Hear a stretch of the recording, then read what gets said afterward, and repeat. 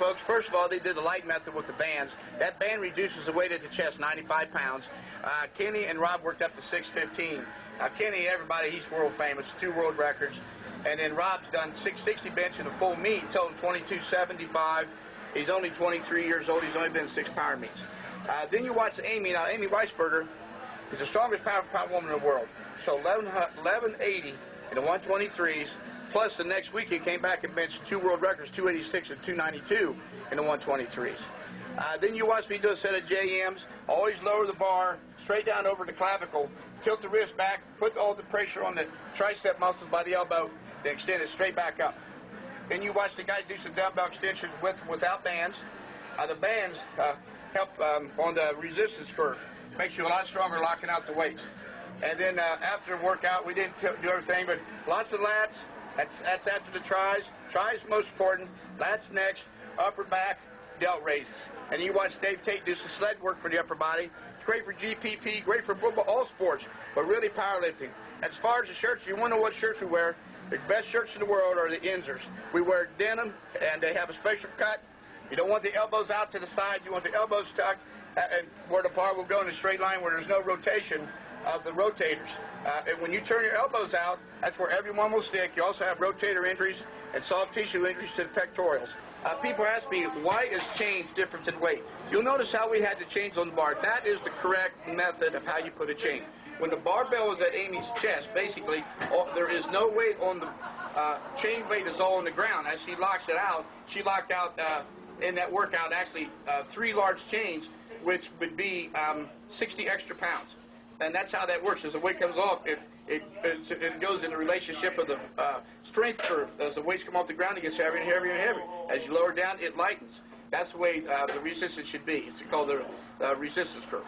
A lot of people talk about psychology of lifting. Well, here at Westside, we have 2 groups. The AM group, which I'm part of, Chuck Vogelpohl, Dave Tate, Mike Ruggiero, Rod Fusner, Kenny Patterson, and Chester.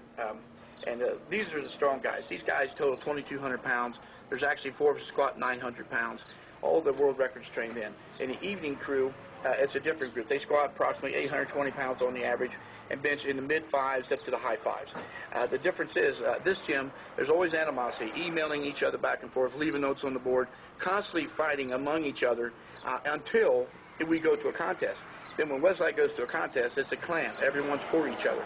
And that's the way lifting has to be. You always have to have a reason to come to the gym. Your training partner may hate your guts, so if you don't show up, he has no reason to lift hard. So always show up. Never miss workouts. I came to workouts with a trach. I had a hole in my throat, as large as a quarter. I never missed a workout. Chuck Vogelpohl brought me in there and made me bench. I benched in a meet. I just missed a 535 bench years ago in a meet, and I was in intensive care for 5 days. Chuck brought me, the first thing he did was take me to the gym, and I maxed out in the bench. I benched 350 pounds with a hole, just chest tubes recently shut up and still a hole in my throat. I didn't require a trach. I could talk without a trach. And that's what Westside's about. You got to be hardcore, and you only do this for a few years, so you have to get in there and go full speed. Go out in the flames. Don't go out any other way. All right, folks, a lot of people ask about when people come here, do we start with the best? No. We've developed 47 elites out of this gym. Some people never touched weights. And how about the bench? We're talking the bench today. So I can give you Jeff Adams is nicknamed Gritter. Jeff lifted for 10 years in Dayton, Ohio, had a 363-pound bench. He trained here 3 years and benched 585 pounds in the same weight class, 198. He's 43 years old.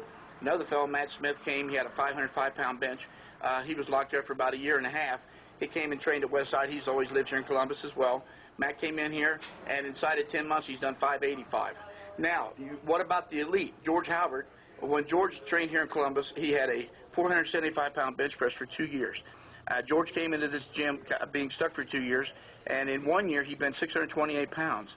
Now, George is one of the most phenomenal benchers of all time, maybe outside of Mike McDonald. He's held world records in the 242s, 220s, and now 198. He benched 630 pounds. He actually opened up with it, smoked it, but injured his biceps slightly and declined any further attempts.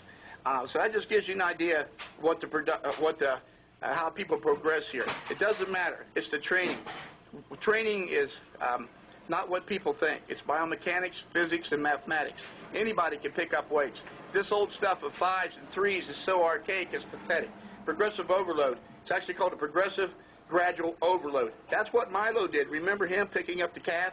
Well, how come Milo ever got to picking up elephants? Once the bull got big enough, he had to start over, and that's what all you guys do.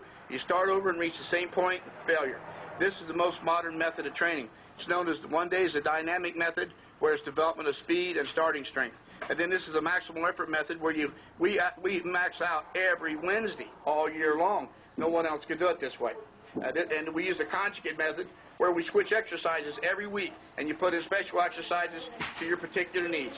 Well, folks, that's brief, but I hope that takes care of it. And for now, take care and see you again at Westside.